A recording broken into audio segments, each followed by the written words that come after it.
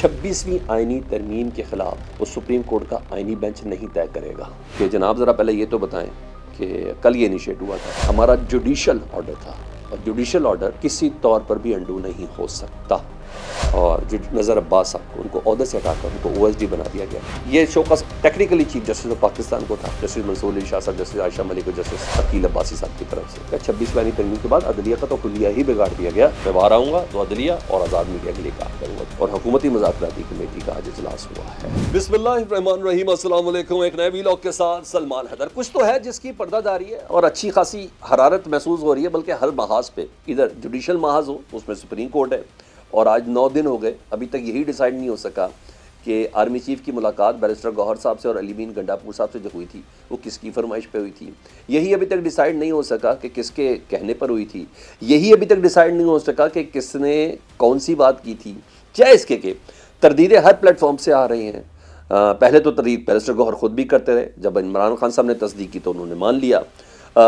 کل رات کو ایک فنکشن میں تھے وہاں D G I S P R, انہوں نے اس بات کی تردید کی، انہوں نے کہا نہیں یہ ملاقات ضرور ہوئی تھی لیکن بالکل سیکیورٹی کے معاملات پر ہوئی تھی، پاکستان کے سیاسی حوالے سے کسی قسم کا کوئی ڈسکشن نہیں ہوئی تھی بیرسٹر گوہر صاحب سے۔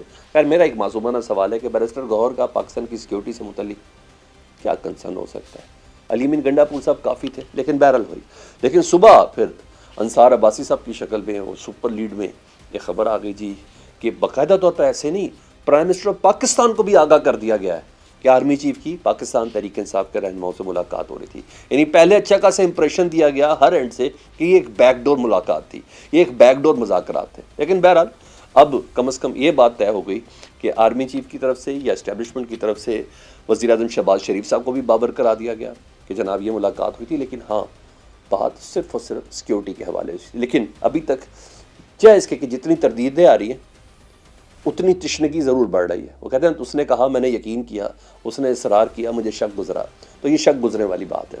دوسرا میں آج ذرا جوڈیشری کے محاذ پر اتنا تو طے ہو گیا سر، مجھے یہ یقین ہو گیا کہ شاید ایک دو سماعتیں تو پاکستان کی سپریم کورٹ کا جو آئینی بینچ ہے وہ ضرور سنے، لیکن 26ویں آئینی ترمیم کے خلاف 2 درجن سے زائد درخواستوں کا جو مقدر ہے نا، وہ سپریم کورٹ کا آئینی بینچ نہیں طے کرے گا۔ یہ اگر طے کرے گا تو سپریم کورٹ کا فل کورٹ ہی طے کرے گا، اور اس فل کورٹ بینچ کے بیشتر ججز کی آراء کے مطابق، اکثریت کے مطابق، یہ ترمیم کم پاکستان کی جوڈیشری پر حملہ زیادہ ہے۔ سپریم کورٹ کے بیشتر ججز اور ایون ہائی کورٹس کے بیشتر ججز کے مطابق آؤٹ سورس ہو گئی ہے پاکستان کی جوڈیشری۔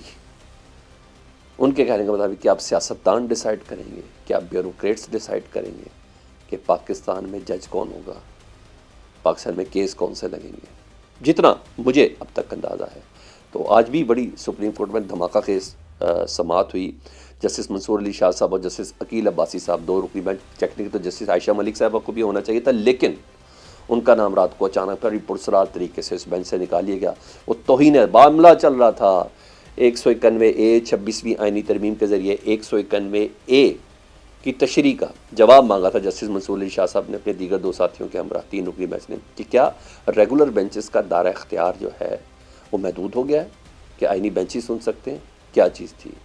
لیکن وہ معاملہ اس حد تک الٹا ہوا کہ 16 تاریخ کو جی جسٹس عقیل عباسی صاحب کو شامل کر لیا گیا، چلتے کیس سے عرفان سعادت صاحب کو نکال دیا گیا۔ تو بہرحال اس پہ توہین عدالت کا تو ایک نوٹس ہوا، اور نوٹس دیا بھی کس کو؟ ایڈیشنل رجسٹرار سپریم کورٹ کو، کہ جناب ذرا پہلے یہ تو بتائیں کہ کل یہ انیشیٹ ہوا تھا کہ یہ آپ نے کیسے کر لیا، بینچز کے اختیارات کا مقدمہ تھا، 190A کا ہمارا سوال تھا، آپ نے یہ اہم ترین ڈیولپمنٹ کیسے کر دی؟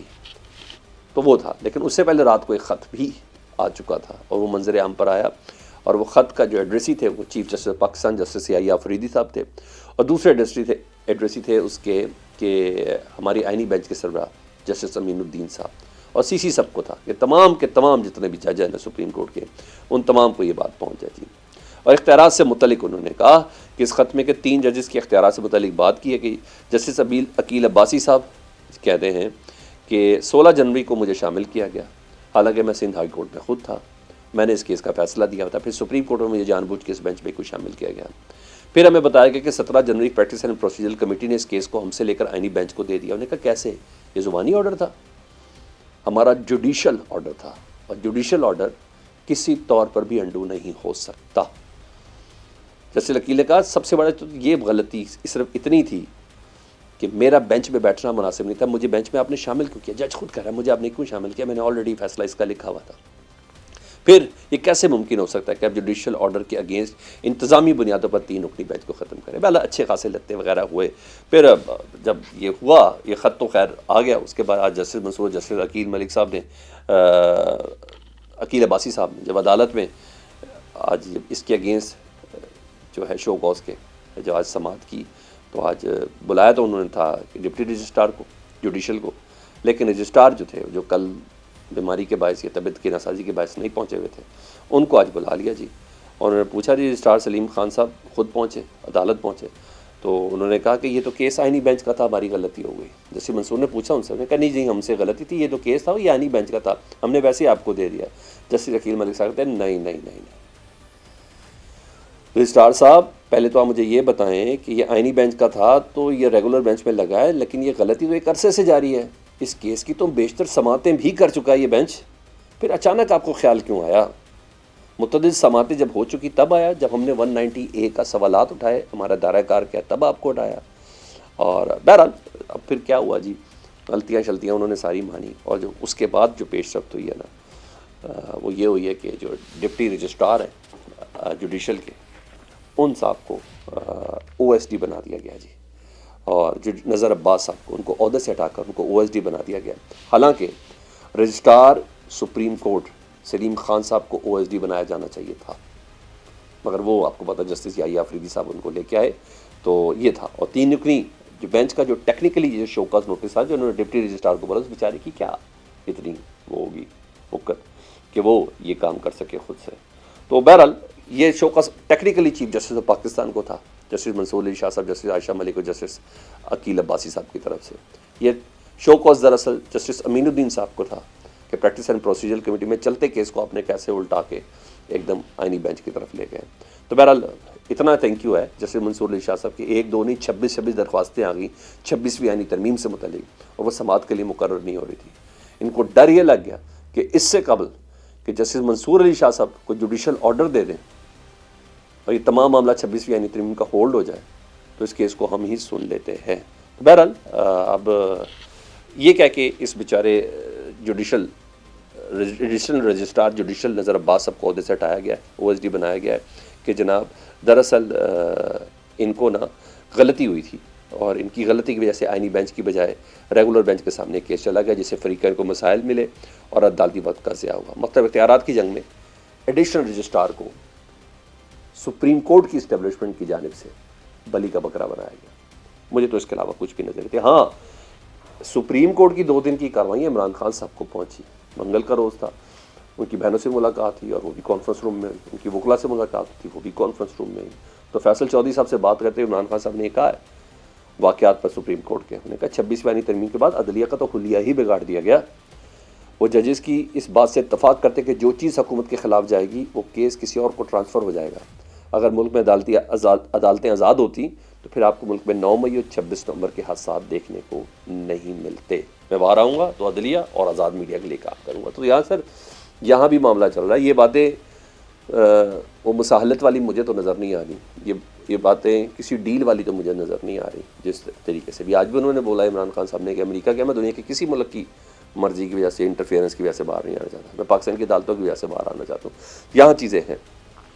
ادھر جس پہ میں اور آپ کی نظریں اٹکی ہوئی ہیں وہ ہے مذاکراتی کمیٹی، اور حکومتی مذاکراتی کمیٹی کا آج اجلاس ہوا ہے، اور وہ ہوا ہے سپریم کورٹ کے چیمبر میں. اس سے متعلق عرفان صدیقی صاحب کہتے ہیں کہ بہت زبردست سیر حاصل گفتگو ہوئی ہے. ساتھ کے ساتھ حکومتی مذاکراتی ٹیم کے جو اتحادی ہیں ان جماعتوں کے تمام ممبران ادھر موجود تھے، اور جوڈیشل کمیشن سے متعلق یہ بننا ہے یا نہیں بننا اس کا ابھی تک کوئی حتمی فیصلہ نہیں ہوا. پر آج کی میٹنگ اچھی رہی ہے اور کل بھی یہ میٹنگ ہوگی، یہ ان کا ماننا ہے. وہاں ایک دعویٰ تو ہے کچھ بھی کر لیں اپوزیشن کا کہ ہم ایک گرینڈ الائنس بنانے جا رہے ہیں. اس سلسلے میں آج کی وہ جو میں نے کہا سیاسی بنیادوں پہ جو گرمی ہے، ہیٹ ہے، وہ یہاں یہ ہے کہ مصطفیٰ نواز کھوکھر ایک بہت تگڑی آواز ہے، کم از کم میڈیا کی بہت تگڑی آواز ہے مصطفیٰ نواز کھوکھر صاحب، آج ان کے پاس گئے ہیں اسد کیسر صاحب، آج ان کے پاس گئے ہیں اسد کیسر صاحب اور عمر صاحب اور عمر ایوب صاحب، تو انہوں نے کہا ہے کہ مل کر چلنے پہ اتفاق کیا. انہوں نے کہا رہی بات یہ گورنمنٹ کی تو یہ انسٹالڈ گورنمنٹ ہے، یہاں یہ چیز تھی. لیکن آج اسمبلی کا بھی منظر بڑا زبردست قسم کا تھا. پاکستان کے وزیر اعظم شہباز شریف صاحب آج موجود تھے، کیونکہ ضد تھی پیپلز پارٹی کی کہ ہم نے اپنے تحفظات پانی کے حوالے سے، نہروں کے حوالے سے، سندھ کا پانی ضبط کرنے کے حوالے سے ہم نے پرائم منسٹر کے سامنے لا کے رکھنے ہیں. تو پرائم منسٹر ہی موجود نہیں ہے، حکومت قورم ہی پورا نہیں کرتی، نہ وزراء پہنچتے نہ حکومتی ایم این ایس پہنچتے. تو آج بڑی خواہش پر وزیر اعظم شہباز شریف صاحب پہنچے، لیکن خطاب نہیں کر سکے، کیونکہ ایک ہی وقت میں دیکھو دیکھو کون آیا، شیر آیا کے بھی نعرے تھے، دیکھو دیکھو کون آیا، چور آیا کے بھی نعرے تھے، اردلی کی بھی آوازیں لگ رہی تھی، اور ایک باری پھر شیر کی بھی لگ رہی تھی، او کے ساتھ احتجاج بھی تھا، اور آواز کان میں نہیں پڑ رہی تھی. جو مجھے اسمبلی کا ماحول لگا پاکستان کی اپوزیشن اور پی ٹی آئی کی طرف سے، مجھے ایسا لگا کہ نہیں، موقف سے پیچھے پاکستان کی اپوزیشن بھی نہیں ہٹ رہی. اور حالت یہ تھی کہ ہمارے وزیر اعظم صاحب خطاب نہیں کر پائے. فیڈ بیک سے متعلق ضرور آگاہ کیجیے گا. Thank you.